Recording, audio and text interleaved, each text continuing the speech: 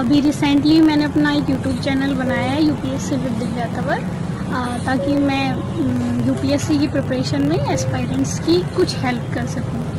तो यूपीएससी की तैयारी के दौरान सभी एस्पायरेंट्स के दिल में मतलब कि मन में कुछ ऐसे डाउट्स होते हैं जो वो चाहते हैं कि किसी से पूछें या कैसे क्लियर करें। जैसे पहला डाउट होता है कि दिल्ली आना कितना ज़रूरी है। तो मुझे ऐसा लगता है कि दिल्ली आने और यूपीएससी में सिलेक्शन होने में कोई सीधा संबंध नहीं है। अगर आपको ऐसा लगता है कि आप घर पर रह के अपनी मेहनत से, अपनी ईमानदारी से प्रिपरेशन कर सकते हैं, तो मुझे ऐसा नहीं लगता कि दिल्ली आना उतना ज़रूरी है।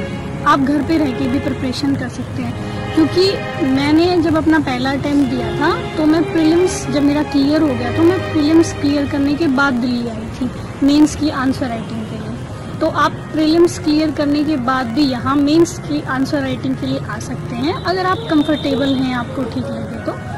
और उसके बाद मेंस क्लियर हो जाए तो आप इंटरव्यू के लिए, मॉक इंटरव्यू के लिए आ सकते हैं। लेकिन ऐसे परमानेंटली यहाँ रहने के लिए आना उतना ज़रूरी नहीं है। अगर आप गांव में रह के, अपने घर पे रह के पढ़ाई करना चाहते हैं तो वो दैट इज़ गुड, मतलब वो ठीक है।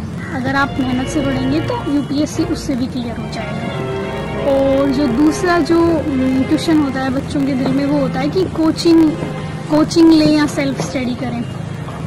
तो इसके बारे में मेरी सीधी सी राय ये है कि चूँकि मैंने कोचिंग नहीं ली थी तो मुझे कोचिंग के बारे में उतना सीधा नहीं पता है कि कोचिंग कितना % आपकी हेल्प कर पाएगी। लेकिन मुझे ऐसा लगता है कि अगर आप ईमानदारी से घर पे रह के भी विदाउट कोचिंग सेल्फ स्टडी करना चाहते हैं तो मुझे लगता है यूपीएससी की प्रिपरेशन आप कर सकते हैं।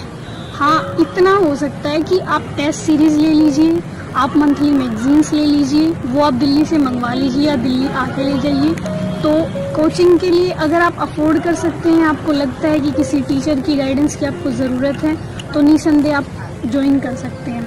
क्योंकि कोचिंग लेने से ये हो जाता है कि हमें थोड़ी एक डायरेक्शन मिल जाती है, आपके पास टीचर्स होते हैं आपके डाउट क्लियर करने के लिए।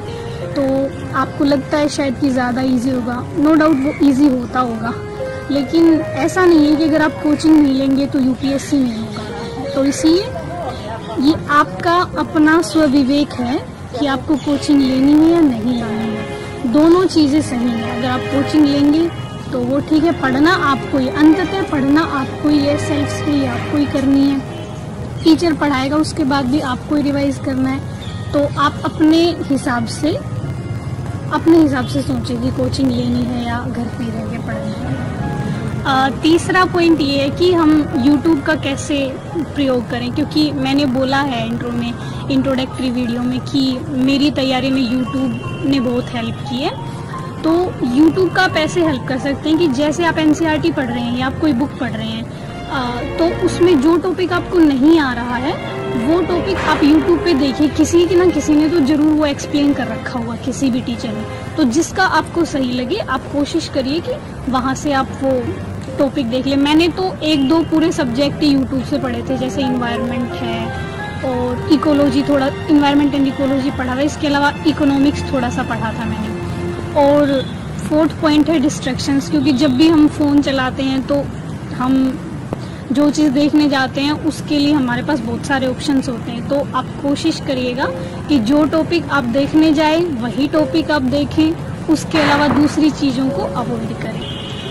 5th पॉइंट है कि जो मुझे लगता है सबसे ज़्यादा इम्पोर्टेंट है और बहुत सारे एस्पायरेंट्स पूछते हैं कि मैम स्ट्रेटजी बता दीजिए।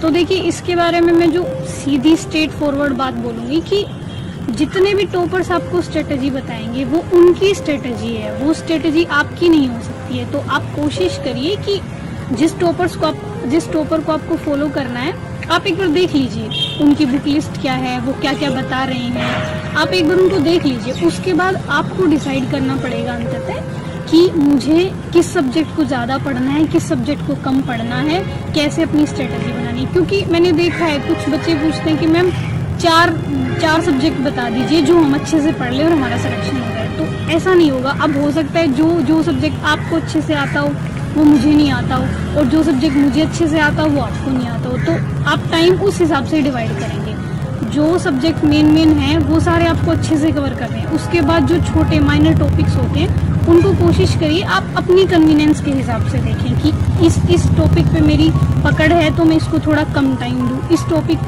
को मुझे ज़्यादा रिवाइज करना है, ज़्यादा टाइम देना है। तो आप अपनी स्ट्रेटजी अपने हिसाब से बनाइए कि आपका बैकग्राउंड क्या है, आपकी स्ट्रेंथ क्या है, आपकी वीकनेस क्या है। हाँ, आप देख लीजिए एक बार जो टॉपर आपको ठीक लगे या आपको जहाँ से भी जिस टीचर से सही गाइडेंस मिल पाए आप एक बार उनसे पूछिए। उसके बाद आप कोशिश करिए कि आप अपनी स्ट्रेटजी बनाएं खुद से कि मुझे इस टाइम में मुझे इतना पढ़ना है और इस टॉपिक को मुझे इतना टाइम देना है। और इसके अलावा जो मुझे एक और पॉइंट लगता है एस्पायरेंट्स का, वो बेसिकली न्यूज़पेपर्स और एनसीईआरटी से रिलेटेड होता है कि कैसे पढ़ें या ना पढ़ें। तो मैं सोच रही थी कि इस पर हम एक अलग से वीडियो बना देंगे एनसीईआरटी और न्यूज़पेपर के बारे में, जिसमें मैं थोड़ा विस्तार से बता दूंगी। तो लेकिन फिर भी इसमें मैं इतना बता सकती हूँ कि न्यूज़पेपर पढ़ना है, न्यूज़पेपर तो आपको मस्ट है, वो आपको पढ़ना ही है।